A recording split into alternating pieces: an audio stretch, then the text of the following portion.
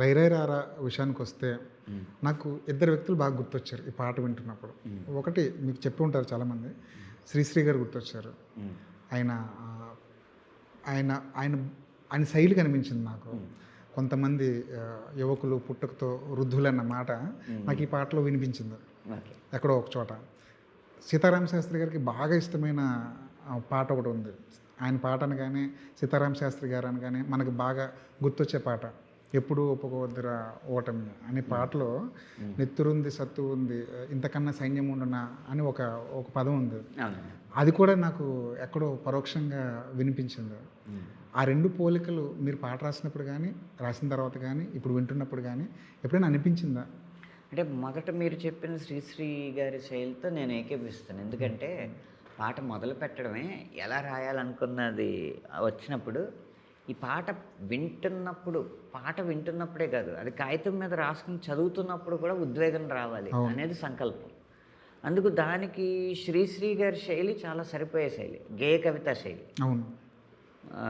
ఆయన చాలా ఉంటాయి కదా, నేను సైతం ప్రపంచాగ్నికి సమిధన ఒక్కటి ఆహుతిచ్చాను, ఆ ట్యూన్లో పాడుకున్నా ఈ పాట అర్థవంతంగానే ఉంది. లేకపోతే పొలాలనన్ని హలాల దున్ని ఇలా తనల్లో హేమం పెండగా, ఇలా మనం చదువుతుంటేనే ఒక లయ ఉంటుంది, చదువుతున్నప్పుడే ఒక ఉద్వేగం వస్తుంది కదా.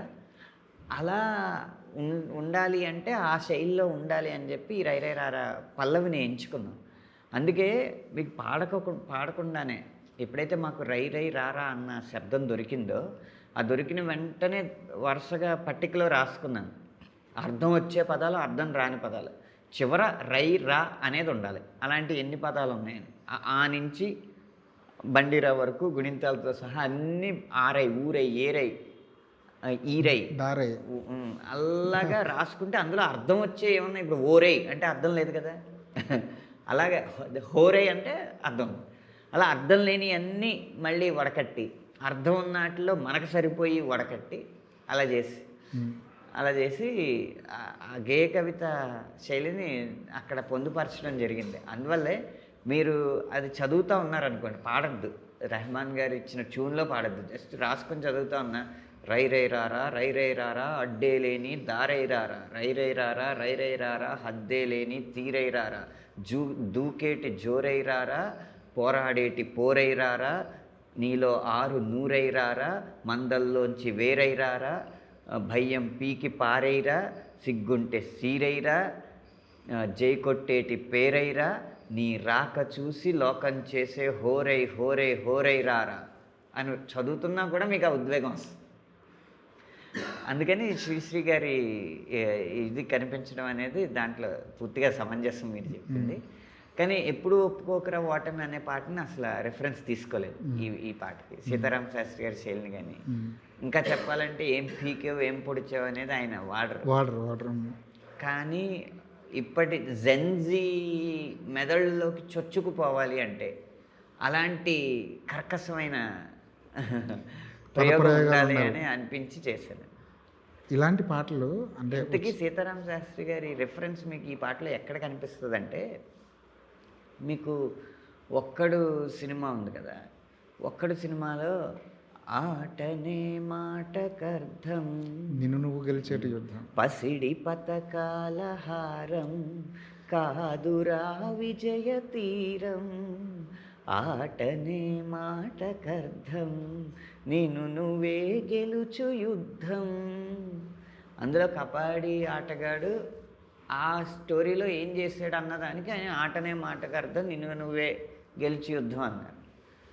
ఇందులో ఇతను ఆటగాడే, ఇందులో కూడా ఆటగాడంటే మళ్ళీ మీరు ఆయన ఎవరో యూట్యూబ్ ఛానల్ ఆయన మార్చేసిన అర్థం కాదు, నిజంగా ఆటగాడు, క్రీడాకారుడు. అయితే ఇతనికి క్రీడ ఏంటి, ఇతనికి క్రీడ యుద్ధం కాదు, ఇతనికి జీవితం ఈ కథ ప్రకారం. అందుకు ఆటనుకోయ్ ఆటంటే బతుకోయ్ నీ ఆట బతకాలి రోయ్ రోయ్ రోయ్.